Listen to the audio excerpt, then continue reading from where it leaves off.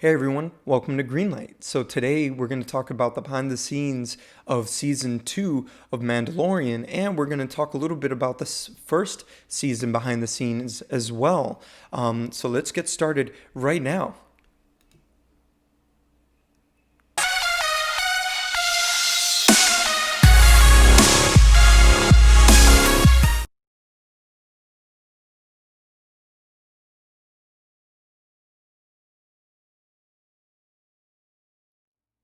All right, so you see here, this is Ahsoka. Ahsoka just kicking some major butt over here with those lightsabers, those white lightsabers like that. That's really cool. We've never seen anything like this before in the Star Wars universe. This is also Dave Filoni's original character from cartoon, more of a 3D cartoon world of Clone Wars, and then brought into The Mandalorian into a live action setting, which is very, very new, especially for this season. So let's see here. I have some really cool stuff, and let's talk about the behind the scenes of The Mandalorian. So you could check it out right now on Disney Plus. On Christmas Day, they released season 2, the making of season 2, The Mandalorian, and they have the season 1 as well. Now, season 1, making of the season 1 Mandalorian, BTS, has like multiple different videos, and they're all split up in different genres. As far, I wouldn't say like genres, but different topics throughout filmmaking, like directing, art design, and all that stuff, and sound, and all that too. And what they did in the volume too, which is what they call the space where they were able to create the Mandalorian and the world of the Mandalorian. So I do have some GIFs here that I can show you real quick here and explain kind of Dave Filoni, Jon Favreau on set here. Let's put them on here real quick. So Dave Filoni here in the center, and then you got Jon Favreau over here in the glasses on your right over here. So on your right over here, you got Jon Favreau, and they're talking to the actress here that's in this show, and they're in the volume. If you could see that, you can see kind of where it splits up on the top. It's not necessarily like they do very, very low angles, and I'm sure if they do, they kind of fix it up with post production with CGI.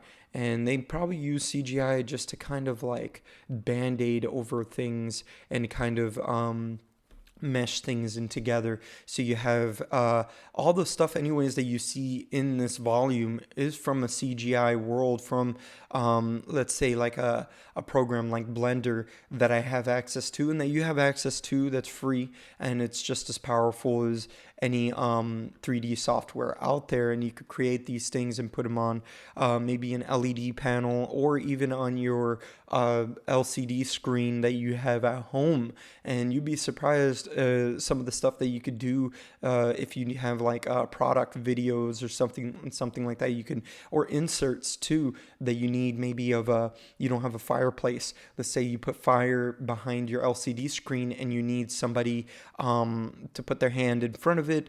You need that dramatic look, like right between a snow globe with the fire behind it and all that stuff. That kind of stuff helps. So this is kind of what they're doing here, and there's like an old school method too with that, with everything I just said. And they used to use projections, like projection screens, and it's funny because Quentin Tarantino is a man that uses it currently right now, and he still uses it as a stylistic choice whenever they do car scenes. If you ever see whenever they do car scenes, it looks kind of hyper sped up in the background and all that stuff.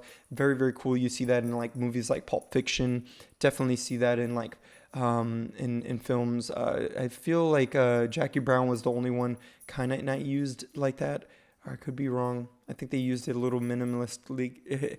No, actually, I don't think they used it at all for Jackie Brown, but they used it in most of his movies, especially in Once Upon a Time in Hollywood as well. So I'm going to move on to the next GIF over here. that I have going on here. This next GIF really cool. We have Mando behind the scenes here. I believe they used Arri Alexas for these. I don't know which specific Arri Alexa they used, but they used Arri Alexas for, and they used prime lenses for all these episodes of this film. So you can check them out on Disney Plus if you haven't already. Let me know in the comments down below if you have seen this show.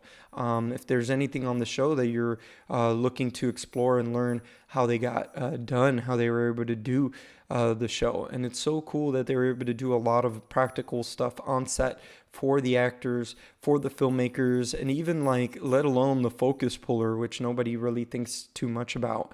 Let alone even sound sometimes.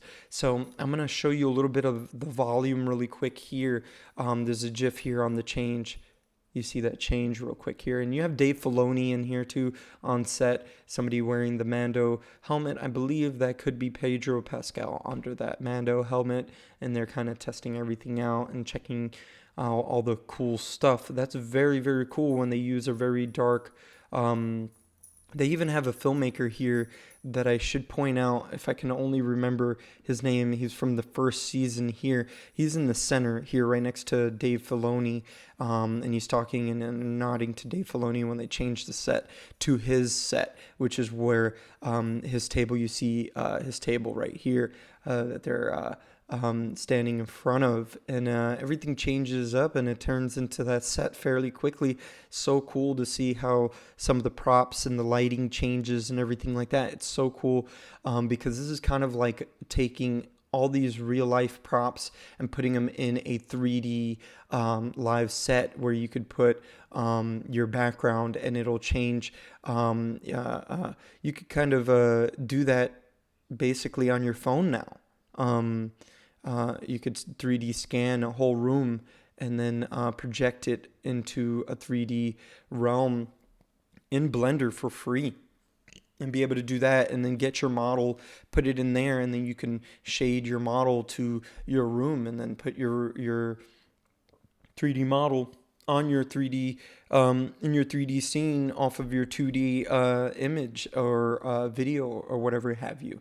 Very, very cool stuff. They're able to cut that in between from the green screen and compositing and all that stuff by having the volume, which is what they call the volume, and having this 360 LED 3D space. So this last GIF that I have here is going to show you more or less and give you an idea of what what all the projection mapping is doing.